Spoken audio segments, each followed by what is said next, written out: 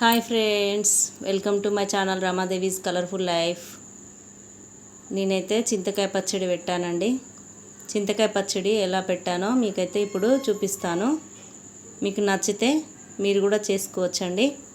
చాలా బాగుంటుంది, చాలా టేస్టీగా ఉంటుంది. చింతకాయ పచ్చడి అనేసి కొంతమంది చీప్గా తీసి పడేస్తారు. ఈ పాత చింతకాయ పచ్చడి అని అంటారు. అలా కాకుండా ఇలా చేసుకోండి, చాలా చాలా టేస్టీగా ఉంటుంది పచ్చడి. మార్కెట్ నుంచి చింతకాయ తీసుకొచ్చుకోవాలండి. దీన్నైతే మొత్తం పొట్టు తీసేసుకోవాలి. పొట్టు తీసేసుకున్న తర్వాత మొత్తం దంచి పెట్టుకోవాలి. మనం రోలు ఉంటే రోట్లో దంచి పెట్టుకోవాలండి. ఏం లేదు, కొలత అంటే నేను చెప్తానండి. కేజీకి 1 కేజీ చింతకాయకి 200 గ్రామ్ ఉప్పు అండి, సాల్ట్ 200 గ్రామ్ సాల్ట్ వేసి రోట్లో అయితే వేసి దంచి పెట్టుకోవాలండి. తర్వాత ఒక 1 వీక్ అలాగే పెట్టాలి దంచి. చూడండి, నేనైతే మార్కెట్ నుంచి చింతకాయ తీసుకొచ్చుకొని మొత్తం పొట్టు అయితే తీసుకున్నాను. పొట్టు అంతా తీసేసుకొని రెడీ చేసుకున్నాను ఫ్రెండ్స్. మీరు కూడా ఇలా చేసుకోండి. నేనైతే రోట్లో వేసి దంచి 1 వీక్ వరకు పక్కకు పెట్టాను. తర్వాత అదైతే చూడండి, నేనైతే మన ఇంట్లో రోలు ఉంటుంది కదా అండి, రోట్లో వేసి ఇలా దంచి పెట్టుకోవాలి. కొంచెం ఉప్పు వేయాలండి. కేజీకి 200 గ్రామ్ ఉప్పు వేసి దంచి పెట్టుకోవాలి. తర్వాత మిరపపండ్లు అండి, 1 వీక్ తర్వాత నేనైతే మిర్చి తీసుకొచ్చుకున్నాను మార్కెట్ నుండి. ఇవి లడ్డు మిర్చి అంటారండి, లావుగా ఉంటాయి, బాగా ఎక్కువ కారం ఉండవండి. చాలా టేస్టీగా ఉంటుందండి పచ్చడి. చిన్నపిల్లలు అయితే చాలా చాలా టేస్టీగా తింటారండి. పిల్లలకి కొంచెం పచ్చడి వేసి కొంచెం నెయ్యి వేసిండ్రు అనుకో వేడన్నంలా చాలా ఇష్టంగా తింటారు. ఒంటికి కూడా చాలా మంచిదండి, చలవ వేస్తుంది. చింతకాయ పచ్చడి జలుబు వేస్తుంది అది ఇది అని అనుకుంటారు, కానీ అలా కాదు. నేనైతే అన్నీ రెడీ చేసుకున్నాను అండి. మిర్చికి కూడా 200 గ్రామ్ ఉప్పు పోయాలండి. జీలకర్ర మెంతులు వేంపేసుకోవాలి. 50 గ్రామ్స్ జీలకర్ర మెంతులు అండి. 1/2 కేజీ వెల్లుల్లి అండి. వెల్లుల్లిపాయలు ఒలుసుకొని ఇట్లా రెడీ చేసుకోవాలి. చూడండి, నేనైతే చింతగింజలు అయితే తీసేస్తున్నాను. ఇలా తీసేసుకోవాలండి. తీసేసుకున్న తర్వాత గుజ్జునైతే పక్కకు పెట్టుకోవాలి. గింజలు మొత్తం తీసి పక్కన పెట్టేసి ఓన్లీ గుజ్జును మాత్రం పక్కకు పెట్టుకోవాలండి. చాలా బాగుంటుందండి. ఇలా గుజ్జు తీసి అందులో వేసి మనం గ్రైండర్కి వేయించుకోవాలి. గ్రైండర్కి వేయించుకున్న తర్వాత మనం ఇంటికి తీసుకొచ్చుకొని కొంచెం కొంచెం పోపు అయితే వేసుకోవచ్చు. తర్వాత చూడండి, నాకైతే ఆర్డర్ కూడా వచ్చాయండి. ఆర్డర్స్ కోసం అనేసి నేను చాలా పెట్టాను పచ్చడి, ఒక 5 కేజీస్ వరకు పెట్టాను. నేనైతే గ్రైండర్కి వేసుకొని తీసుకొచ్చాను ఫ్రెండ్స్. చూడండి ఎంత కలర్ఫుల్గా ఉందో పచ్చడి. చాలా చాలా టేస్టీగా ఉంటుందండి. ఈ కాలంలో దొరుకుతుందండి. ఎవరు ఇష్టపడని వాళ్ళు కూడా తింటారండి. మా పిల్లలు అయితే చాలా బాగున్నదని, అమృతంలా ఉన్నదని చెప్పేసి తింటున్నారండి. ఇగో చూడండి, కొంచెం ఎండుమిర్చి వేసుకొని పోపు అయితే వేసుకుంటాను. ఇప్పుడు నేను అన్నీ రెడీ చేసుకుంటున్నాను పోపు చేసుకోవడానికి. ఎండుమిర్చి మాత్రం ఇలా కట్ చేసి పెట్టుకోవాలి చిన్న చిన్న ముక్కలుగా. జీలకర్ర వేసుకోవాలి 2 స్పూన్లు పోపులోకి. జీలకర్ర వేసుకొని 2 స్పూన్లు అయితే ఆవాలు కూడా వేసుకోవాలి.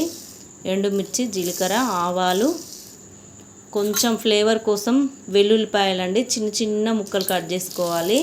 కొంచెం మినపప్పు వేసుకోవాలి, ఎందుకంటే స్మెల్ బాగుంటుంది. వెల్లుల్లిపాయలండి చిన్న చిన్న పీసులుగా కట్ చేసుకోవాలి, ఫ్లేవర్ బాగుంటుందండి. ఇలా చేసుకొని ఒక్కసారి చూడండి ఫ్రెండ్స్, మీరైతే ఎంత ఇష్టంగా తింటారో. సంవత్సరం వరకు నిల్వ ఉంటుందండి. ఫ్రిడ్జ్లో పెట్టుకోవచ్చు, బయట పెట్టుకున్నా పర్వాలేదు, ఫ్రిడ్జ్లో పెట్టుకున్నా పర్వాలేదు. రెడ్గా ఉంటుంది, అసలు కొంచెం కూడా కలర్ మారదు. పిల్లలకైతే అసలు అన్నం తినరు అన్న ముచ్చటే ఉండదండి. మీరు ఒక్కసారి ఇట్లా చేసి పెట్టి చూడండి, ఎంత ఇష్టంగా తింటారో. వేరే చట్నీలు అంత ఇష్టంగా తినరండి. చూడండి, నేనైతే పోపు వేసుకుంటున్నాను. నేనైతే ఎప్పుడైతే పల్లి ఆయిలే పోస్తాను పోపులోకి. వేరే ఆయిల్ పోస్తే కొంచెం స్మెల్ వేరే వస్తుందండి. పల్లి అయితే టేస్ట్ బాగుంటుంది.